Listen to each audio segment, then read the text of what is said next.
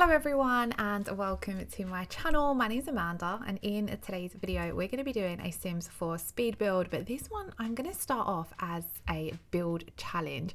So I thought I would set myself a challenge to build a tiny home for all of the Sims 4 kits, and to make it a little bit harder I would only use base game, tiny living and whichever kit that build was for. So as you can see here, the first build we're going to be doing is one for the little campers kit. I'm not sure if this was the first kit that came out, but I remember it being the first kit that I purchased. So I started off by getting all of the items out of the kit so that I could make myself familiar with them and kind of try to start thinking of what I would do for the theme of this build. Obviously the little campers kit is very child camping inspired, so I wanted it to heavily be for that, but I decided I would do a tiny home for a single mum and her son, and they are both very outdoorsy, so I wanted to make sure that the garden area was very, like, we're gonna have a few little camping setups set up. And yeah, I just had lots of fun with it, so you'll see as we get through to that part of the video. But starting off with the shell of the house, obviously it needs to be in the Sims 4 tiny home category, and I actually went for the largest one. So I went in with easy, and we're going to do a small home which is 100 tiles, and I did use all 100. So this was a fairly decent size house actually, to say that it's only for one adult sim and one child sim, but I wanted it to be quite spacious. I wanted it to have a very outdoorsy vibe, so I did actually build this in the world of Windenburg. So obviously that world isn't part of the packs that I'm going to be using, but you could place this down anywhere. I just felt as though for the vibe that I wanted, that very outdoorsy countryside feel, I thought it fitted in nicely on this lot in this particular world, but it could easily work in Willow Creek. So apart from the world, everything else is base game, tiny living and little campers kit. And I did struggle at times because I'm used to using a lot more than just a few packs, so it was fun to challenge myself, and it made me notice some of the items that are, one, in the little campers kit a little bit more, and two, get myself a bit more familiar with some of the base game only items. Now for the build itself, I wanted it to have a very log cabin feel to it, so I went for a wood siding. I wanted to put lots of trees surrounding the lot. I do mix, and I changed my mind a little bit on what trees we go for and where to place them, but I did also want to make sure that throughout the interior and exterior of this build we mainly stuck with quite a dark brown colour theme. Inside we do lean a little bit more into that sage green that we've got on the roof trim and a few creams and neutrals, but I did want to keep it very much on the neutral vibe. Obviously some of the children items from the little campers kit have a little bit more colour to them, but I tried my best to make it work. So the house itself is a very simple layout. This is a layout I often quite use when I'm building a tiny home because it's very simple and easy to do, and it makes a floor plan quite easy as well. So before I moved on to the inside, I wanted to do a little bit of landscaping on the outside, and again I wanted to make sure that this didn't look too manicured. I wanted it to look outdoorsy, lots of flowers and trees, but I didn't want to make the landscaping look too done, if that makes sense. Now we do come in and do a lot more landscaping when we move on to the outside of the build for the back, for those camping areas, but for now I have left the front as that. I do end up having another path that runs around to that side door of the house, but I wanted to jump inside and start with the floor plan. Now originally you would have seen at the start when I was laying out some of the items from the little campers kit, I was going to use that large 4/10 in the child's bedroom, but I changed my mind about that, so I did end up making the child's room a little bit smaller because I didn't need to fit that in there, because I wanted to have more of the camping stuff or the little campers kit on the outside. I did make sure as part of this challenge that I use all of the items from the little campers kit. We do use a mix of them both inside and outside, but for now we're going to move on to the kitchen, and I did struggle a little bit with how I was going to do the layout layout for this kitchen, because because it was only a small home, I didn't want to have a separate living and kitchen space because it makes it feel quite closed in. So I wanted to make that part of the build open plan. And I kind of was just shuffling around how I was going to place down the kitchen. So I did change this up a little bit. I threw in this sofa. We're not going to stick with this one. I just popped it there as a placeholder, so I kind of knew how much space I did have for the kitchen and then how much space I've got for the dining area and then what we've got left kind of thing. So I just put some furniture down as placeholder. Originally I put this fireplace down as a placeholder, but then I ended up really liking it, so we stuck with that one and where it was as well. But back to the kitchen, I wanted this build to have a mix of both modern and more traditional older looking furniture. I kind of wanted to imagine that the mum for this build, she's not too fussed about having an aesthetic looking home. She's very outdoorsy. She spends more time outside than she does in, so she wants her house to look nice. And I kind of imagined that they moved into this property and she's slowly updating stuff, so some stuff looks kind of like it come with the build, and then some of the items are more modern, because I felt as though everything that come with the tiny living pack does have a more modern feel to it, and then in the base game items you've got a lot more of a traditional older feel. So mixing those two together was quite fun to use. Over in the corner I did use this little dining table, which is from the little campers kit. And then I used this inside, but then I did also put the little campers games table inside as well. So I kind of wish I'd used maybe a base game table here, just so it didn't look so matchy, because obviously we're going to use this table outside as well, or it could easily have been used outside. But I loved how on this particular swatch you had some green on the wood panels, so it kind of fit really well with that sage green theme we have got going through the interior. Now when it came to choosing a sofa, I really struggled. Where it was only a limited pack build, I didn't feel as though there was any nice base game sofas, so I went with this one that was from Tiny Living, which did look a little bit more modern. But like I said, this is where I kind of got that idea that maybe she's slowly replacing stuff. She's not so stressed about everything being matchy. So we've got a few of those more modern items in there. I wanted to use the black swatch because I wanted to keep with the neutral colour theme going throughout the build. However, the blue cushion on there did bother me, so I do try and cover that up a little bit using some of the individual cushions that are from base game, and we use them in the green as well, kind of just to soften that blue. But there was a blue on this little throw that I put in the window seat, so it kind of pulls it together. Those little cube seats are also from the little campers kit, and I thought they made a nice little addition to a little book nook, kind of bringing outdoors in by being able to sit in the window and read. And I placed a couple of these cushions from the little campers kit as well around the house. I didn't end up putting any of them on the sofa because I didn't want to have too much of the same item, but I do believe we popped that one there, and I think I popped one down in the child's room, and then I know we use them again outdoors as well. Here's where I'm just placing those cushions down on the table, and then I remembered that there is the games table in the little campers kit, and I didn't necessarily want this to be outside because I was trying to think that if you were playing with seasons, or if you're thinking about real life, you might not necessarily want to play games or leave a games table set up in the wet weather. So I decided to include this inside, but then that's where it threw me a little bit that we've got two tables effectively the same in the same space. But I did add some base game chairs to them instead, just to try and break it up a little bit.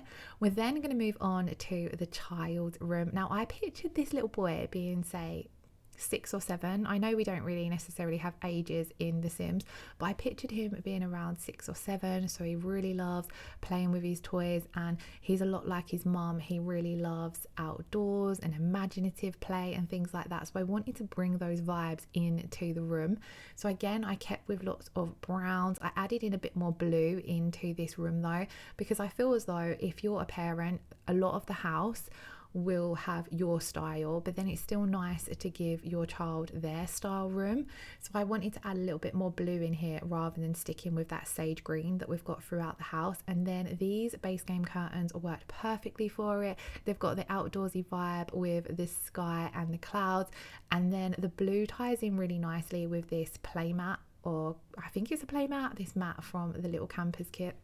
I do use this a couple of times. We use it twice, I think, outside, but then I fitted it in the room as well. I did also remember as well, we had this cardboard truck car thing, and this was another item that I thought wouldn't necessarily work in a garden because it would get ruined in the rain. So I squeezed this into the bedroom as well, just by deleting a few base game things that weren't necessarily essentials. And I really liked how this room come together, and it really helped having a theme, because a lot of the time I actually struggle to build children's rooms because I'm never quite sure what to go for. So it really helped having that outdoorsy theme for that room, and knowing that I wanted to stick with a lot of browns and cream tones. Same goes for this room here. I wanted to keep this again with that mix of new and old looking furniture. So I feel as though the bed itself looks a little bit older, like the wood looks quite used, but then the bedding looks quite modern. And then again, that would work in real life because you wouldn't necessarily change up a bed frame too often, but you can easily make it look modern by adding on a more modern looking duvet cover.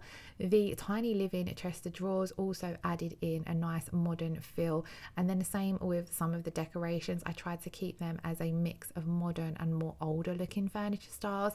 And then I just finish off this room with a little bit of wall decor. So we pop a picture up, and then the clothes hanging rail. Not having all my packs available to use made cluttering really hard. Usually I go full on when it comes to clutter and I add so much, but there wasn't actually loads of clutter. There is a fair amount, but there wasn't loads to use when it comes to only having base game, a tiny living and the little campers kit, because obviously a lot of the clutter that is in the little campers kit is not necessarily something you would use in a parent's room or a living space.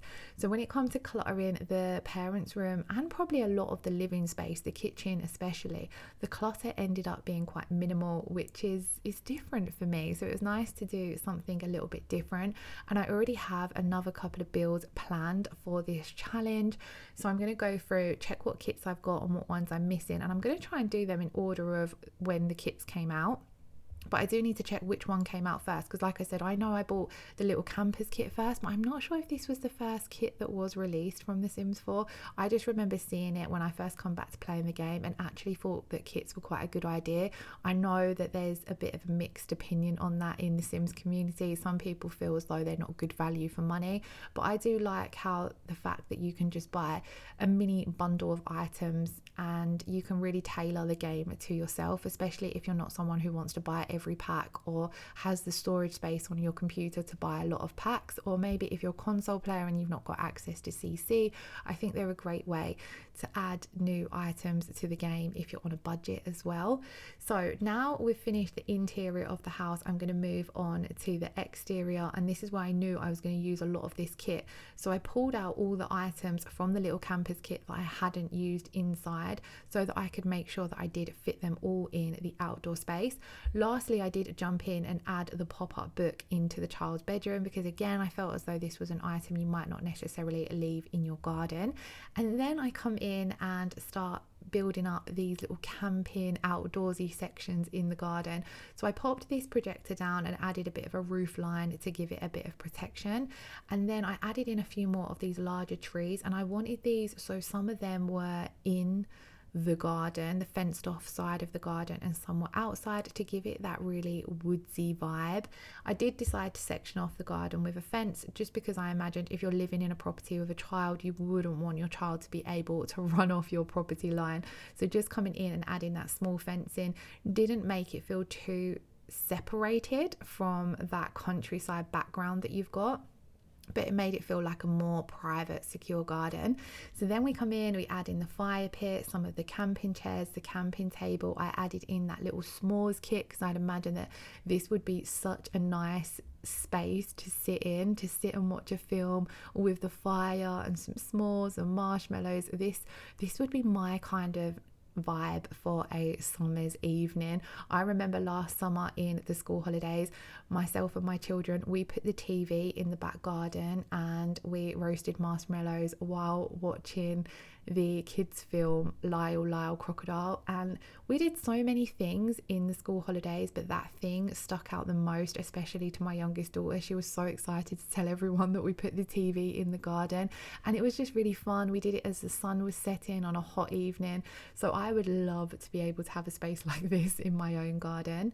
Moving on from that projector setup, I also included this kind of like makeshift fort tent, and then I filled that with the bed and the mat, some lanterns, so the child could actually sleep out here if he wanted to. I did think after maybe I should have added in 2 beds so that you can kind of get like child sleepover vibes, because that would obviously be a really fun sleepover. I then did add in the telescope from Basecamp, because I'd imagine that, again, if you're quite outdoorsy, this would be something fun to get into. And I do always try to add in lots of skill building items for my builds, because then it gives you things to do with your Sims when you are at home. Then lastly, I added in the little wagon. I think you can also place things down on that, so you can use it as a surface as well, but I kind of kept it bare, as I kind of like to imagine that maybe it's just got more camping items in there and they just use it for storage next to the tent. I kept with that same table, even though we'd used it inside. I love this table from the little campers kit, and I kind of mixed and matched the chairs, so I put the chairs in different swatches so you had lots more colour. And then I did add in a barbecue area and the swing set as well. We did also use the fairy lights. I'm sure you would have seen me placing them over in that projector area. So I used both the string fairy lights and then the little lanterns, and then they just added a nice touch. And then lastly, I wanted to finish off by adding in some more bushes and more flowers. I didn't want to necessarily add loads of colour with the flowers. I wanted to keep it looking quite wild looking. So I used lots of the more rougher looking plants, so the wild grass, the wildflowers, and then I did decide to add off a fence and a pathway to the front of the build as well. And the only thing I forgot to add, which I'm going to have to go back and add in, was an outdoor bin. That was the only thing I've forgot to add in when I was doing this build. But then we're going to lastly finish up with a little bit of terrain paint, and then we're going to head on in to screenshots. I wanted to make the terrain paint for this build look quite like the garden is quite used, because it's the main feature of the build. But do let me know in the comments below what you thought of this build. It is available to download on the Sims 4 gallery already, as I did build this a few days ago, so I uploaded it when I built it and then haven't had chance to edit and voice over the video till today. So it is available to download, but do let me know what you think, and let me know what kit you would like to see in the next tiny home. And yeah, thank you all so much for watching. If you did enjoy the video, please do give it a thumbs up, and if you're not already subscribed to my channel as a new Sims YouTuber, I would really appreciate it if you hit that subscription button. I hope you all have a wonderful day. Thank you all so much for watching. Bye bye.